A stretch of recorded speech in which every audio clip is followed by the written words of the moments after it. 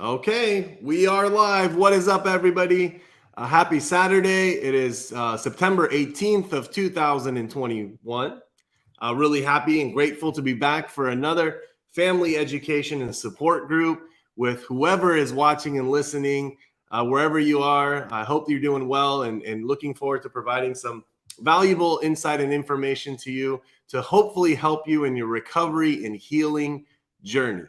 So this talk today is for anybody who has gone through family dysfunction, is going through family dysfunction, and how that can potentially have impacted their own upbringing and development. And not only that, but the upbringing and development of their current family. So we're talking about family dysfunction and childhood trauma. It's one of my passion areas to speak about. So if you see me a little bit more lit up to talk about this topic today, there's a reason for it, because as a mental health professional and someone that works in the field of addictions, a lot of it goes back to trauma. A lot of it goes back to family dysfunction. And my hope is that if this is something that you are interested in, you watch, you ask questions, you're always free to ask questions. If you want to jump on and talk to me during the live, you can as well. And we'll go from there. So let me tell you a little bit something about myself, whether you're watching this for the first time or you're going to watch this later on recording. My name is Param. I have a master's degree in marriage and family therapy with an emphasis in child development, which is going to come handy in this one.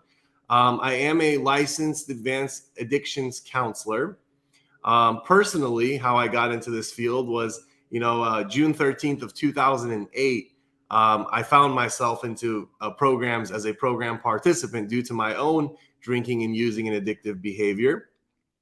And I also coach high school basketball, Aliso Niguel High School. This is our 14th season I'm there, and really grateful to be a part of that. And hopefully today is going to be a valuable talk. So that long-winded introduction was to allow anyone to come here. What's up, Julian, and anyone that's with Julian? If I know you, it's good to see your. Well, it's good to know that you're on, and we'll go from there. So all that being said, let me start this off. I'm going to share some questions. And by the way, for those of you who have loved ones in our program, I did this talk, very similar talk to this morning at 8 a.m. and to our program participants. And I'll tell you, you couldn't hear a pin drop in there because everybody was so engaged with this, because a lot of people who end up in sober recovery communities, to programs, all that kind of stuff, they do come from some type of dysfunction in the home. They do come from adverse childhood experiences. And it's just a part of the process, because addictions is one of the outcomes of family dysfunction. It's one of the outcomes of adverse childhood experiences. It doesn't necessarily mean that it always leads there, but there's a high possibility for it. And what's up, Debbie? What's up, Lynn? So these questions are designed to help you gain a little bit of insight and understanding into the impact that potentially your family dysfunction may have had on your loved one or on yourself, and as growing up, and how that kind of continues to have consequences in your life without treating it, without resolving it, without going back to the underlying causes and the roots of it and really addressing it. So this talk is just as important for the family members watching this as it is for anybody that's gone through addictions or is going through addictions. And so here they are. Okay, I'm just going to go through the questions, very similar to what we did last week. I got some really good feedback regarding the content of that talk. So this is a different version of it, just talking about family dysfunction and childhood trauma. And I do want to distinguish this real quick. There are things, so there's a difference between trauma and something being traumatic. Traumatic is an event. A traumatic event is something that happens, right? It's something that happens. Trauma is the response of that traumatic event in the mind, the body, the spirit, the soul of the human being. So trauma is a byproduct of a traumatic event, okay? So here are the questions that I would like to ask. And again, let me just preface this. If you are a family member and you have a loved one going through addictions, maybe as I'm going through these, don't think about your loved one for a little bit and just think about yourself and see if any of these land on you. And also, if you did have a family unit yourself that had some dysfunction in it, you can also think about how it possibly have impacted your loved one, right? So there's no fault here. There's no blame here. This stuff, like I always say, is quite often multi-generational. It's passed down, and we'll go from there. So number one, do you constantly seek approval or affirmation? When you are a product of a dysfunctional home and you experience childhood trauma, it's very common that that individual later on in life is constantly seeking approval or affirmation. This is the person that gets in a relationship and is constantly asking the other person, do you love me? Do you love me? Do you love me? Do you love me? And here's the thing. Why would somebody have the need to continuously confirm if someone else loves them? Is because at some point in their life, maybe nobody told them they love them. At some point in their life, maybe they never experienced love. So now later on in life, they're an adult, they're in relationships, and they have that same adult child mentality. Do you love me? Do you love me? Do you love me? See, all this is unresolved issues of family dysfunction and childhood trauma that's now appearing and showing up later on in life. So if you have that, you want to look and see, why do I have this constant need? Why do I keep seeking approval? Why do I have this need to be loved, right? Where does that come from? Do you fail to recognize your own accomplishments? So this happens all the time in the program. Someone graduates. Oh, it's not that big of a deal. Someone gets a bachelor's degree. I should have got that a long time ago. Someone gets a job. Anyone can get a job. Someone gets clean and sober for 30 days. Yeah, it's not that big of a deal. I should have done this a while ago. People who fail to acknowledge and recognize their own accomplishments at some point in life, growing up, family dysfunction, maybe when they achieve something and accomplish something, nobody was there to support them, love them, pat them on the back, and it seemed like it's not a big deal, right? Accomplishments needs to be celebrated. There is no such thing as a small accomplishment, man. All accomplishments are beautiful. They need to be celebrated, because small accomplishments accumulated on top of each other become big, big accomplishments. So there's no such thing as a small one. You can't have a big accomplishment without minor daily accomplishments. So the next one is, do you fear criticism? If you are a byproduct of a dysfunctional home or you had childhood trauma, you're terrified of criticism, because oftentimes, what is one of the characteristics of a dysfunctional home? Maybe there's highly critical parents there. Maybe there's a highly critical environment that no matter what you do isn't good enough. So you go on this lifelong pursuit of perfection, right? And when someone wants to criticize you, you are terrified of it because you see that as a personal attack to your character, not what you're doing. You feel like you're not good enough. And there it is one more time. They stick the dagger in, they turn it around a little bit, and one more time, you're not good enough. So the next one here, a lot of family members are going to identify with this one, is, do you overextend yourself? Do you overextend yourself? So this is the classical doing a lot to make up for lost time. This is the classic taking on everyone else's stuff and feeling overwhelmed and then saying, I got too much stuff going on and I can't do this anymore. And you wave the white flag, and then again, you repeat the same cycle again. So why does someone overextend themselves? Because they're trying to compensate for a lack at some point in their life, right? So all of this stuff, by the way, I'm not putting fault or blame on any of this stuff. I'm just saying, if you know that you come from dysfunction or childhood trauma, and by the way, so some of you might be wondering right now, Param, what the heck is family dysfunction? What is childhood trauma? I'll give you some of them. If you grew up in a home that there was psychological, physical, emotional, sexual abuse, if you grew up in a home that there was neglect, if you grew up in a home that there was abandonment, if you grew up in a home that mom or dad or primary caregiver was addicted to drugs and alcohol, if you grew up in a home that they had mental illness, if you grew up in a home that a parent or a caregiver all of a sudden died, or there was divorce or separation, if you grew up in a home that one family member had to go to a jail or institutions for their mental health or jail for their behavior, and if you grew up in a home watching physical abuse, domestic violence inside your home, these are all classified as family dysfunction and childhood trauma. So those are the things that impact us later on in life when they are unresolved. Those are the things that impact your loved ones when they are unresolved. If you're watching this and your kid's gone through a bunch of treatment episodes and you knew that a lot of those things existed inside your home, I'm not saying it's because of those that they're addicted to drugs and alcohol, but I'll tell you this, that those things influence their internal world and what they think about themselves and what they feel about themselves and who they are. It dysregulated their emotions.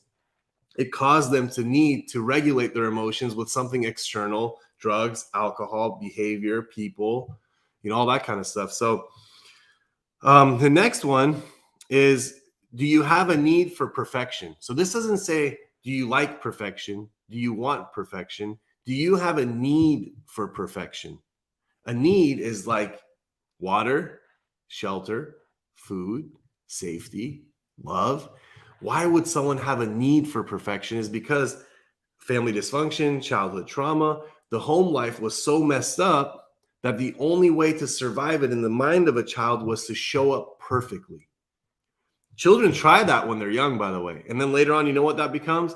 Significant fear of failure, significant fear of success, crippled, mental paralysis, self-sabotaging behavior, starting things and never finishing them. Sound familiar?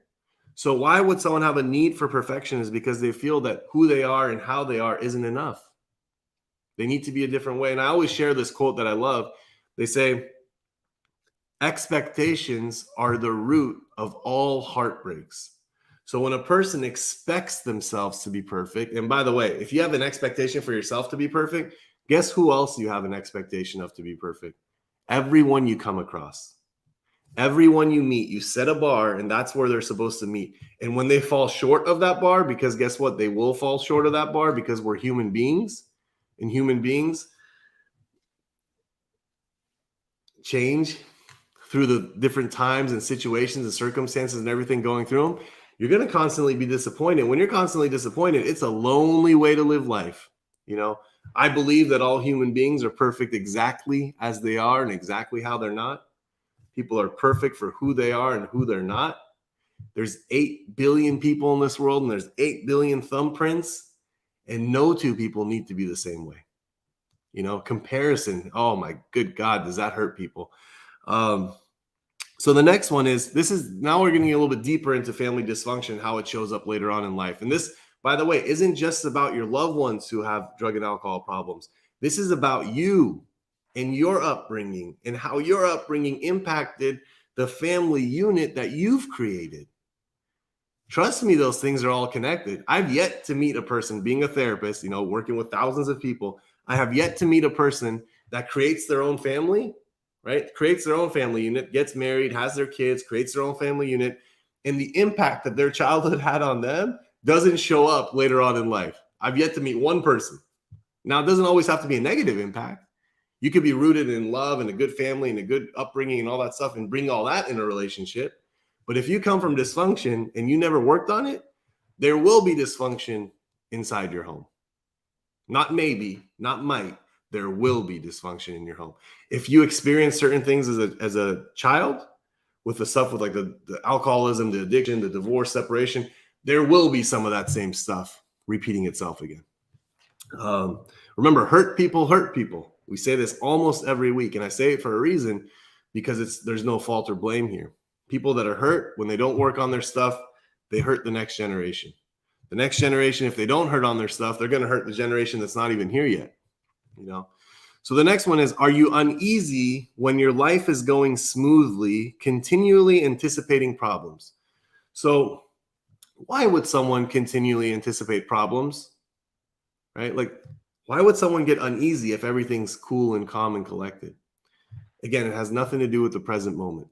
At some point in their life when they were younger,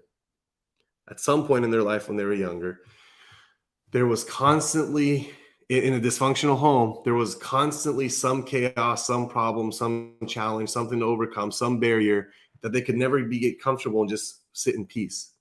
So the brain is wired for that. So now in life, if everything gets cool, calm, collected, they feel that something is about to happen. The shoe is about to drop. the calm before the storm. These reasons these things all exist is because their brain is wired that way. So many human beings that go through the recovery process, in the beginning of the recovery process, when their life starts to get calmer because the consequences of their using are no longer happening, they start to get uneasy. They are addicted to chaos. The brain, through years of living in a chaotic experience, dysfunctional home, childhood trauma, has been addicted, wired to deal with chaos. You know what they do? When things get calm, they go and blow it all up. They destroy it all to create that chaos, and then they put it all back together. This happens with a lot of chronic relapsers. If you ask them, they say they just get too uncomfortable when everything's okay. They're more comfortable when things are a mess. I know that sounds completely counterintuitive, or of what normal rational thinking is, but to them that's rational. To them that's comfortable. Do you feel responsible for others as you did for the problem drinker or the person that was dysfunctional in your home? So today we had a talk. What's up, everyone? Everyone's saying hi right now. There's three of you guys. Tony, Jose, Munir. What's up, everyone? So do you feel responsible for others? I was just doing this talk this morning for our program participants, and one of them said that when they were 6 years old, I can't really say, guy or girl, when they were 6 years old, their family was always working, and they were the primary caregiver. This kid was the primary caregiver for like the 2-year-old brother, right? And there's nothing wrong. I mean, I get that. People go to work and they got a kid and say, hey, take care of your little brother. But in the mind of that 6-year-old, that 6-year-old starts to think that I am responsible for others. I am responsible for the safety of others. I am responsible for taking care of others. Now, again, there's nothing wrong with this. But what happens there? Later on, when that 6-year-old becomes 20 years old and gets in a relationship and hasn't worked on all of that, they start to become responsible for other people in relationships.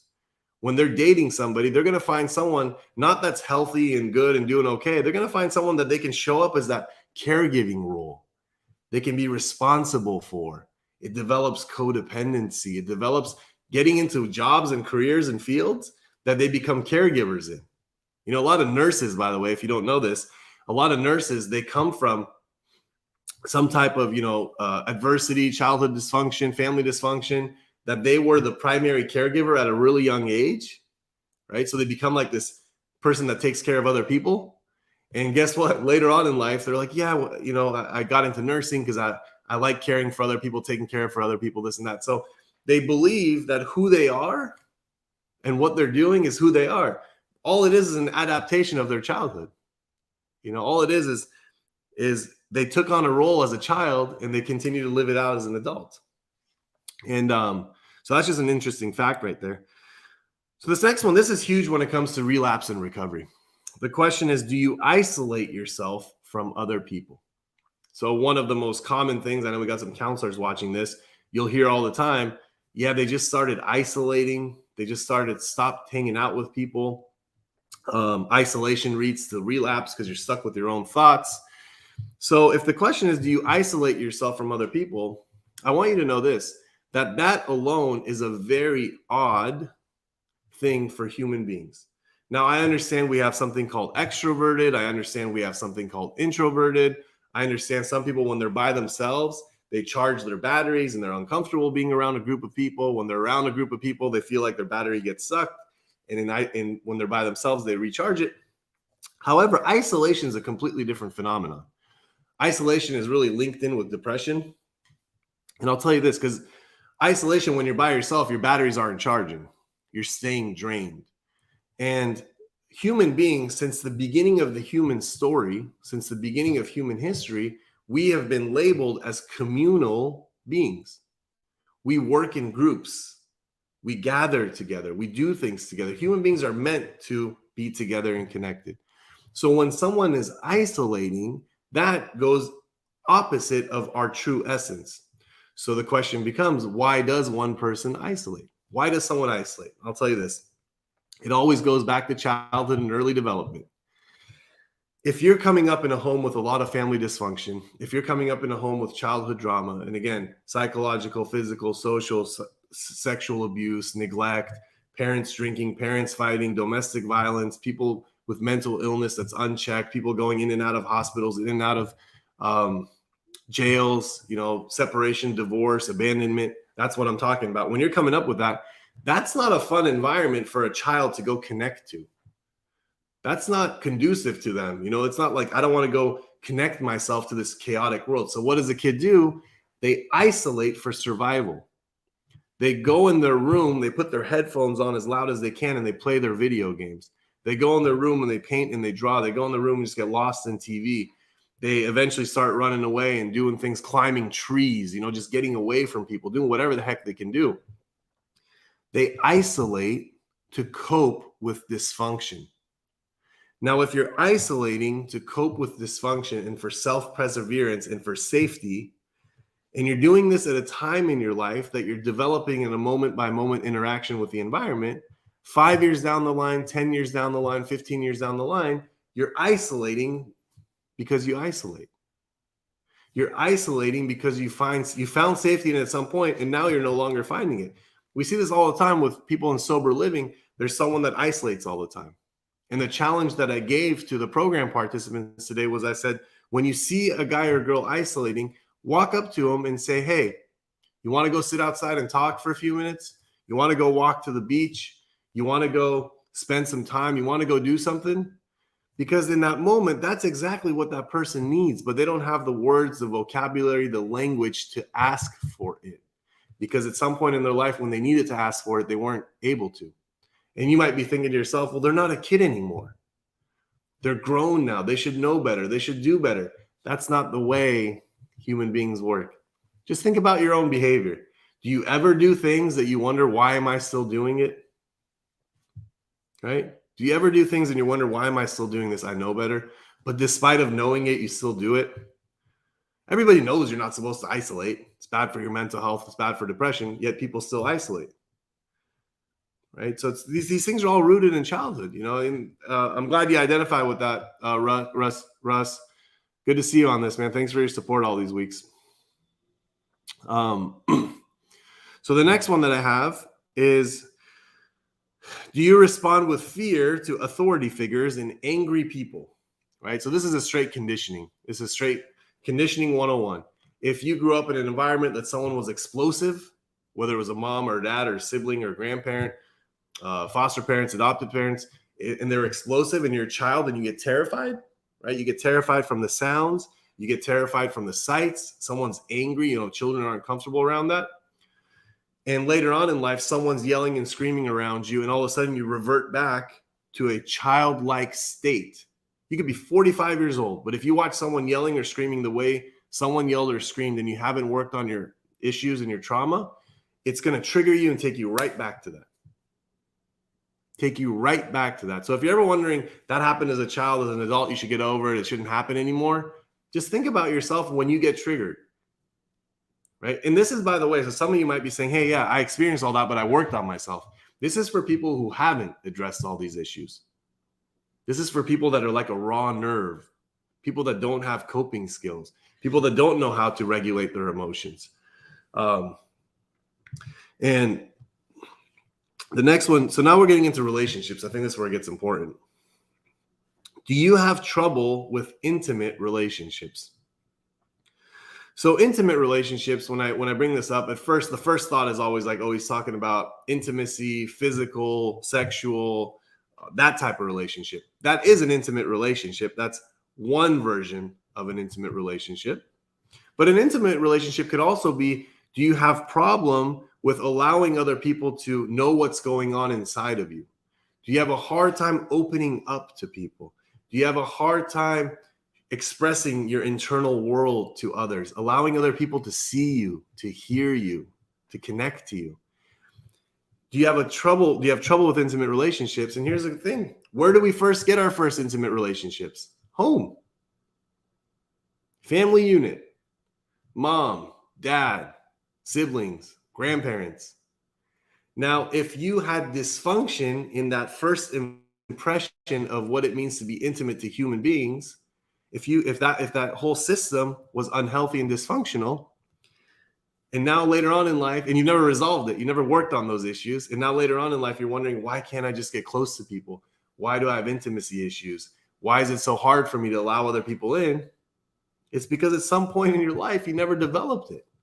At some point in your life, when you allowed people to come in, and guess what? Sometimes the people that are supposed to teach you those things are the ones that take advantage of you and hurt you. And now it also develops what? We'll talk about this in a second. It develops trust issues. So people that have trouble with intimate relationships has nothing to do with their current relationships they're in. It has to do with unresolved relationships in their past. Whether it's platonic, relationship, business, romance, all that kind of stuff. Unresolved. When there's wounds and scars in the past and you don't resolve them, they'll continue to show up in today's relationships. So the next one says, do you attract and or seek people who tend to be compulsive and abusive? Right. This one, I talked about this one in the morning, and so many program participants identified with this one. It's kind of like you get in a new relationship with someone and it happens to be a different name and a different person, but all of the same characteristics and features are the same as the previous relationships. Why? You know, so many other hands went up when I said, do you attract or seek people who are in the, compulsive or abusive? Like all the hands go up. And I asked them, okay, this is really odd if you think about it, my friends, because we have 350 million people in America, 8 billion people in the world. If you keep getting in the same relationship with the same type of relationship, with just a different person, then maybe it has less to do with the person and more to do with yourself and how and why you keep attracting the same person into your life. And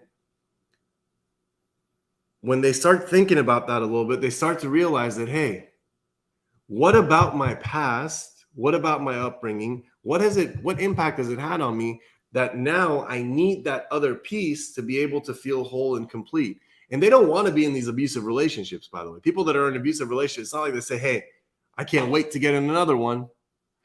But unresolved issues attracts it back into the world. It's like two magnets. And the other person, by the way, has their own stuff too. Anybody that's abusive continues to be that same person in every relationship they show up in. And so that's a huge one. And abusive relationships, by the way, doesn't always have to be physical abuse. If your loved one, if your child continues to abuse you and take advantage of you and manipulate you and psychologically destroy you, that's an abusive relationship. And if you're wondering, why does this keep happening to me? It's not just love, my friends. It's not just because I love my kid. Love's not supposed to hurt like that, right? It has to do with your own unresolved issues from your past. Do you cling to relationships because you are afraid of being alone? Now, this is another one. Being afraid of being alone.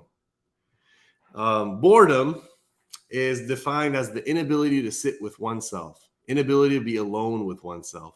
And why should someone be unable to sit with themselves? Why should someone be unable to just be? Because at some point in their life, when they were alone, they were afraid, they were uncomfortable, they were scared, and they went on this lifelong pursuit to do whatever they can do, however they can do it, to not be alone. So as I told you guys, I coach high school basketball. This is like an age demographic of like 15 to 18.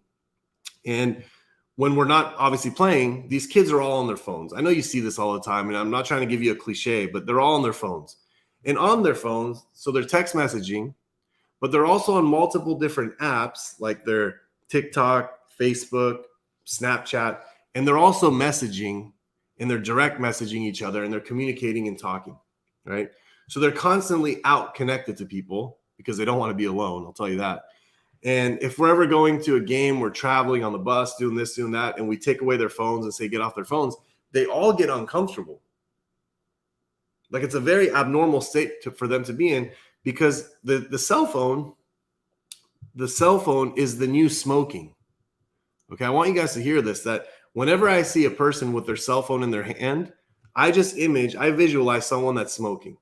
So have you ever been in a line anywhere? Have you ever been to a restaurant? Have you ever been to the airport? Have you ever been to watching people drive on the roads?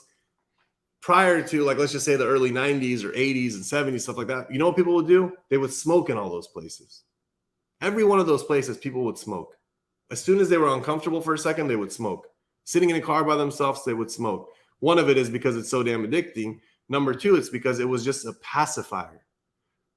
Smoking was like a pacifier, like a baby pacifier. That's what smoking was. And then they said all these studies came out about smoking. It's bad for your lungs. It's bad for your health. It's bad, it causes obstruction of the veins. It could lead to stroke and heart attack. People said, okay, well, we can't do this one that much. So now the cell phone, they say scrolling. So scrolling up and down on your phone is the new smoking. Just watch people in social settings.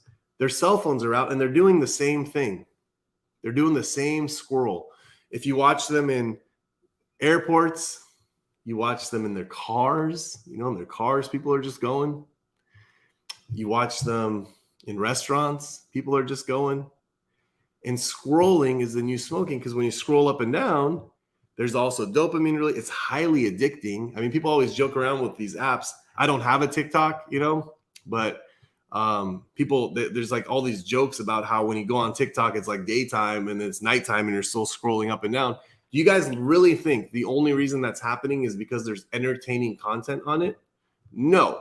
The brain, neurochemicals of the brain are involved in this thing. It produces dopamine. It produces addiction. Hence, people do it for longer periods than they actually wanted to do it. Instagram has the same concept to it. All these endless scrolls that are happening, all they're doing is fighting for human attention. They're fighting for your attention. They're getting your receptors hooked in, addicted to this stuff. So people that cling to relationships, go back to the topic, are afraid of being alone. There are so many people that just tolerate and put up with relationships, or they can't be single because they just can't be with themselves. And the only reason they can't be with themselves right now is because at some point in their life, they couldn't be with themselves because they were scared, they were terrified, they were afraid. Usually their childhood has nothing to do with right now, but it's unresolved. Unresolved issues show up in life later on. The next one says, do you mistrust your own feelings and the feelings expressed by others? So pretty much a short way of saying that is, do you have trust issues as an adult? And if the answer is yes, I'll tell you where the roots of this comes from. So if you're coming up in a family dysfunction home, were you able to trust the environment? Were you able to trust what's happening when you come home from school? Were you able to trust when mom and dad said, I'll be there on the weekend, I'll be there for the holiday, I'll be there for your game, and they didn't show up?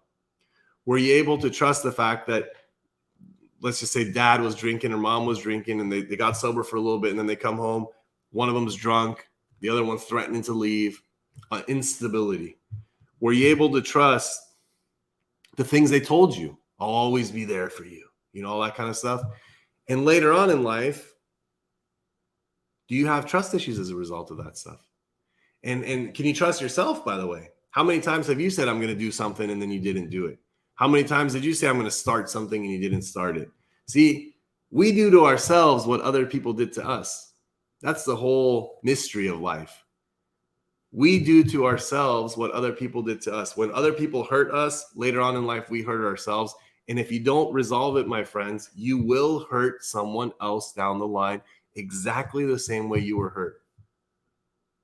Exactly the same way you were hurt. Even if it was the most painful thing that ever happened to you, you're going to do it to someone when it's unchecked, when it's untreated, when it's unregulated. And the next one, there's only two more here that I have. If you have any questions, by the way, about anything that I'm saying, yeah, absolutely. Tony just said learned behavior. It is learned behavior. And the beauty of it is, and Tony knows this, it's anything that can be learned can be unlearned, and we can relearn something. And maybe we've never learned it our life. Maybe nobody ever taught it to us in our life. And that's the thing about being human, man. We don't just learn behavior when we're children. We can learn behavior later on in life, right? They say one of my favorite quotes, and I might completely butcher this thing. They say the illiterate of the future is not someone that can't read or write. The illiterate of the future is someone who can't unlearn and relearn what they've learned in life, what they've experienced in life. Has nothing to do with reading or writing. Can you unlearn what's not serving you? And can you relearn something that's going to help you move forward? Like, I get it, man. Here's the thing. I'm not saying family dysfunction and childhood trauma is a death sentence. I'm not saying it's like it screws you up for the rest of your life. For a lot of people, family dysfunction and childhood trauma is the catalyst for who they are and allows them to transcend into somewhere that they would never have gotten to without it. You know, our pain becomes our greatest asset, but there's no value to any of that stuff if we don't channel it and process it and use it for the positive. I mean, if family dysfunction, childhood trauma, because one thing that I love to highlight is when you read the autobiography of like really successful people or musicians or athletes or, you know, those kind of people, you'll notice really quickly, entrepreneurs, their childhood wasn't that good. They had a lot of dysfunction in their home, but what they did with it, how they used it, how it served them, that's where the beauty becomes.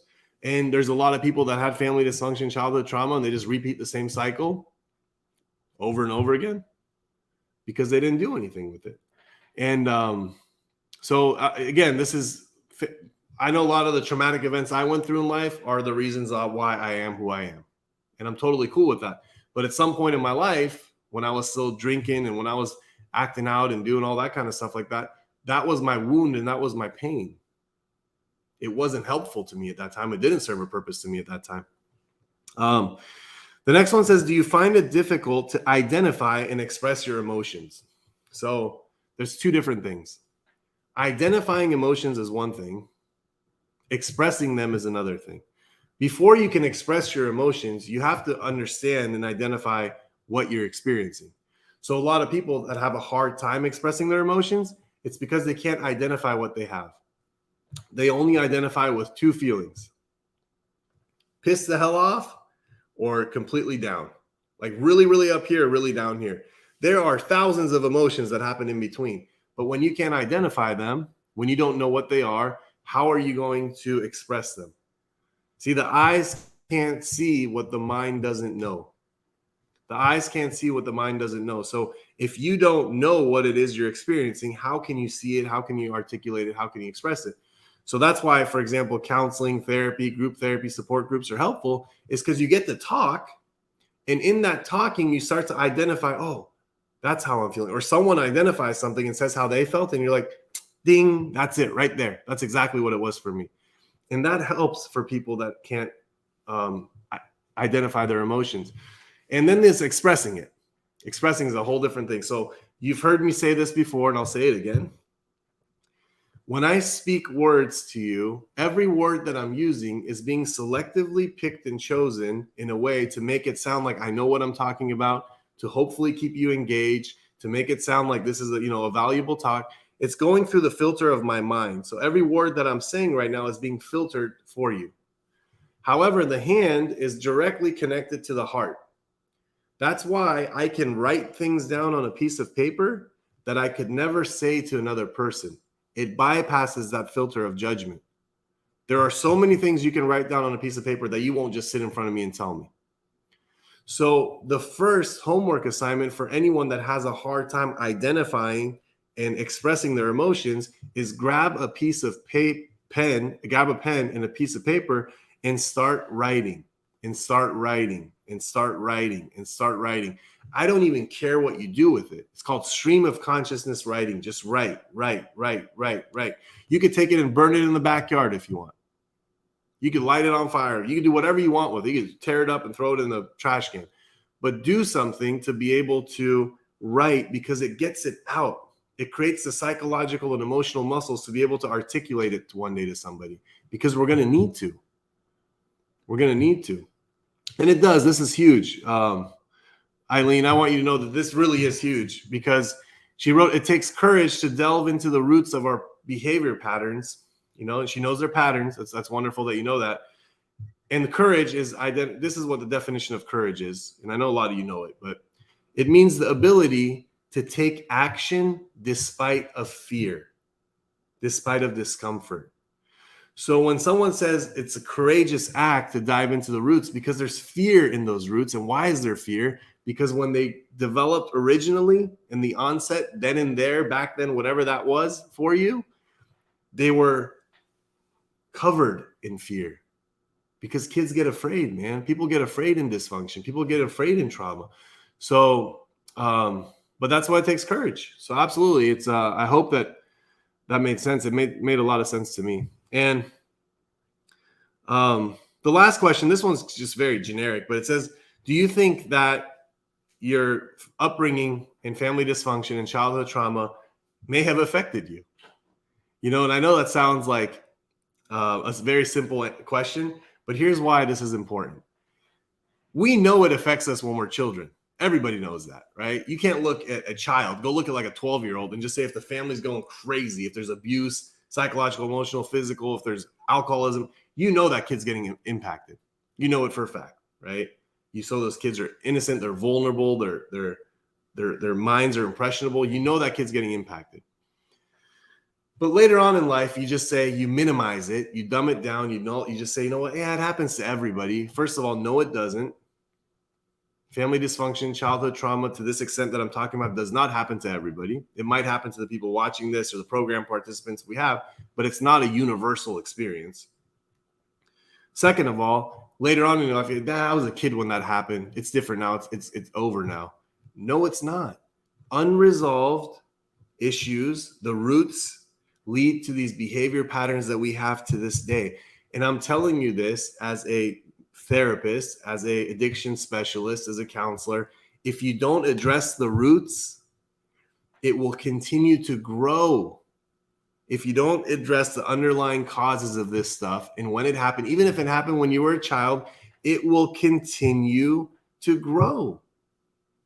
It will continue to grow, and it will continue to show up, and it will continue to rear its ugly head and manifest itself in your own life, in your own relationships at work, with your children, with your neighbors, with your friends, with your peers. It's not just something that happened when I was a child. It's something that is happening to you right now, until you say, you know what? I need to change this story. I need to change this narrative. I need to get what was good from that experience and process the rest of it, because I don't want to continue living this way. If that's the case, there are programs for this. I'll go with the free of charge programs. We talked about Al-Anon last week. There's another program that's really wonderful, more on the emotional healing side of things. It's called Adult Children of Alcoholics or Addicts. And it doesn't always have to be drugs and alcohol, remember. You can have a workaholic parent. You could have a parent that was a gambler. You could have a parent that was promiscuous. You could have a parent that just constantly left. If you had dysfunction in your home and you're an adult child right now, and why do they call them adult childs? Is because they're adults, but their emotional development is stagnated to when they were a child going through dysfunction. There's a program called Adult Children of Alcoholics, free of charge, support group, local communities, free literature. You just show up, you listen, you hear people, you identify, and you get to those roots. And if that's not enough, because that's just paraprofessionals and support group, get with a therapist, get with someone, get with a counselor, get with a, you can do so many different options right now. Get on telehealth, do something to say, hey, I'm a grown adult right now, but my childhood keeps sticking its head up in my life. I want to do something about it. And by the way, all the unresolved stuff, for those of you who are watching this and you have loved ones and children and spouses going through addiction, it shows up in that relationship too. If you think your loved one getting clean and sober is going to take away your own childhood issues, that is factually false. It's not going to happen. All that's going to happen is they're going to be sober and you're still going to be you. You're still going to be stuck with whatever it is that you're stuck with. Your peace of mind is not contingent on their sobriety. They'll get sober and you still won't have peace of mind. You'll have peace of mind that they're sober, but that's about it. That's about it. So today was another heavy talk geared to the family members as human beings, because I do consider you as an independent entity than your loved one. I do believe that you're unique and special for who you are. And it's so easy to get caught up in, I want to go help my kid, that you forget the most important person in the room is yourself, and helping yourself is always primary, number one. So thank you so much, everyone, for this talk. It was you're welcome, guys. The last three, Eileen, Lynn, and Dan, I'm glad this was excellent. I appreciate that word. And I get prepared. You guys know I will. And if there's any topics, by the way, right now, since I have some of you returners, if you will, I call you guys my loyal returners. If there's anything you want to hear about, just write it in the side chats. I mean, I read all those myself. So if there's a specific topic, if there's something that you want to hear about, again, I do have a broad range of mental health, so it's not just addictions. But if there's anything you want, just write the topic, and I'll go ahead and create a whole talk for you on that topic. And I would gladly do that. So love and appreciate you guys. Have a wonderful weekend. I will see you back same place, same time next week. Thanks, everyone.